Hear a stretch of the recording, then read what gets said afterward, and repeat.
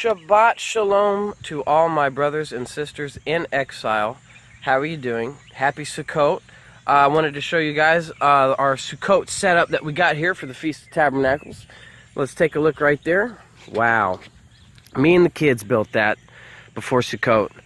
It's our sukkah. I know it looks like something out of a Dr. Seuss's nightmare, but we did it, and I think it looks great, and it sure was fun putting it together with the kids. Normally we don't build a sukkah every year because I used to live in the city and we didn't have any trees or anything to do it with, but we usually just would camp out in this thing. It's kind of weathered. That's why we got the tarp on top of it, because there was holes. And the first night we came out here doing the feast, I was getting hit in the forehead with water because it was a lot of dew. So anyway. But yeah, the Feast of Tabernacles is the 7th biblical feast. It is the Feast of Rejoicing, and it's also the time of the third tithe is to be gathered and taken to Jerusalem. So God commands us to live in tents for 7 days to remember how He brought the children of Israel out of Egypt and they dwelt in tents. It is a commandment.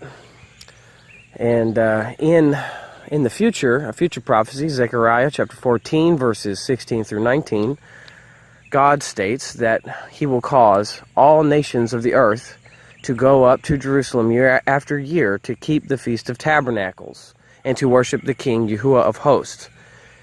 And if you don't go up to keep the feast, you will be smote with disease and you will have no rain on your land. That's a death sentence. God takes His feast days very seriously, and you don't take His feast days away from Him, He gets very sore. Now, Sukkot can be seen all the way from Genesis to Revelation.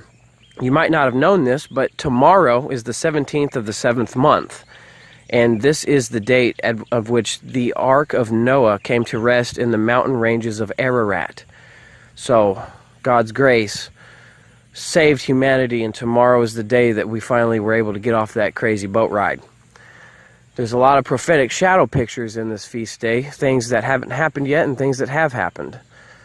Yeshua has not fulfilled this feast day, and this Moadim, as we say in the Hebrew, is a rehearsal to for good things to come, or prophetic shadow pictures of good things to come. In Haggai chapter 2 verse 1, it was the last day of this feast, on the 7th month, on the 21st day of the month.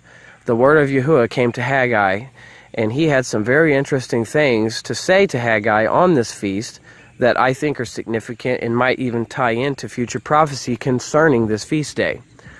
Leviticus chapter 23 and Deuteronomy chapter 14 and 16, I believe, is where you'd find all the information you'd need about this feast day. Now, if you're a Levitical priest, you might want to read Numbers chapter 29 too, but anyway, yeah, this is what we got going on here at the Nelson's residence. Camping out, celebrating high Sabbaths, eating good food, drinking wine.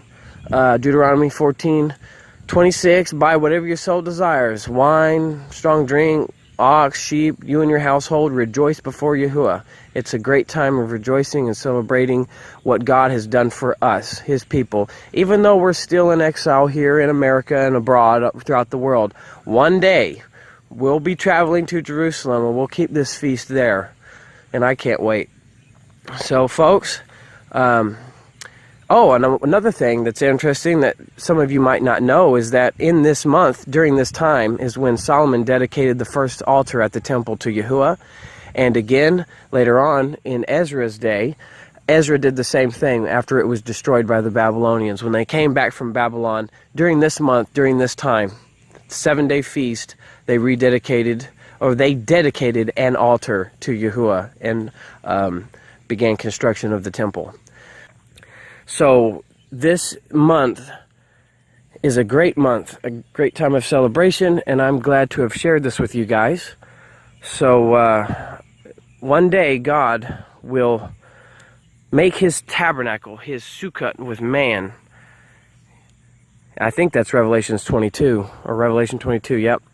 So yeah, folks, drop me a line, have a happy Sukkot.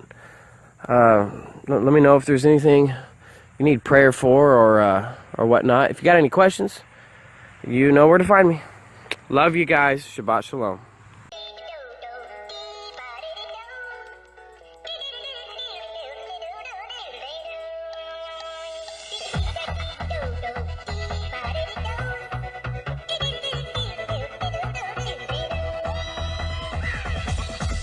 Here we go.